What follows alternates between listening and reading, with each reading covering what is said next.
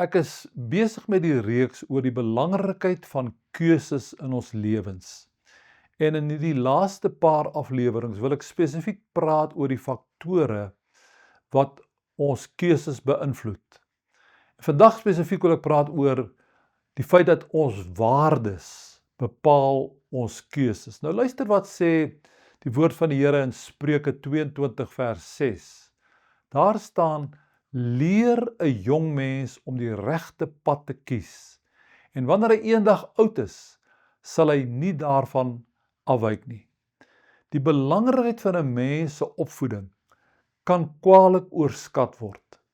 Terwyl 'n mens se persoonlikheid gedeeltelik geneties bepaal word, word jou karakter en jou waardes, dit wie jy en wat jy werklik is, grootliks deur jou opvoeding bepaal. Hierin speel 'n mens se ouers natuurlik 'n allerbelangrike rol, sommer van babatyd af.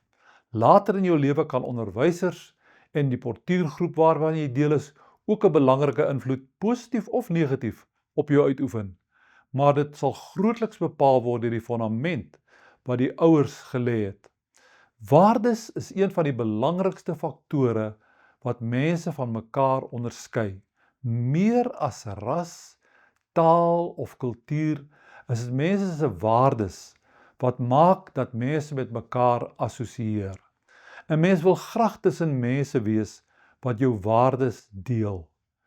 Waardes bepaal ook die beskaafdheidsvlak van mense.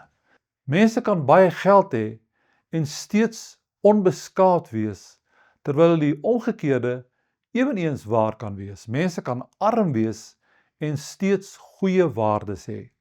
Dis natuurlik nie net Christene wat goeie waardes en 'n hoë vlak van beskaafdheid openbaar nie. Daar is natuurlike beginsels van respek en werksetiek en verdraagsaamheid wat eweneens onder nie-Christene hoë waardes kan meebring. Weens die duidelike morele riglyne van die Bybel en die groot liefdesgebod, verwag 'n mens egter besondere waardes en beskaafdheid van Christene. Die keus wat 'n mens in jou lewe uitoefen, word tot 'n groot mate deur jou waardes bepaal. En hierin lê ons as ouers se grootste verantwoordelikheid. Selfs as jou kind op 'n stadium oënskynlik hierdie waardes vergeet en daarvan afdwaal, keer hulle as 'n reël later weer daarna terug. Regte Bybelse waardes help ons reg deur ons lewens om regte besluite te neem. Kom ons bid saam. Here, dankie vir die lewensbelangrike waardes wat u woord ons leer. Amen. Tot volgende keer. Seënwense.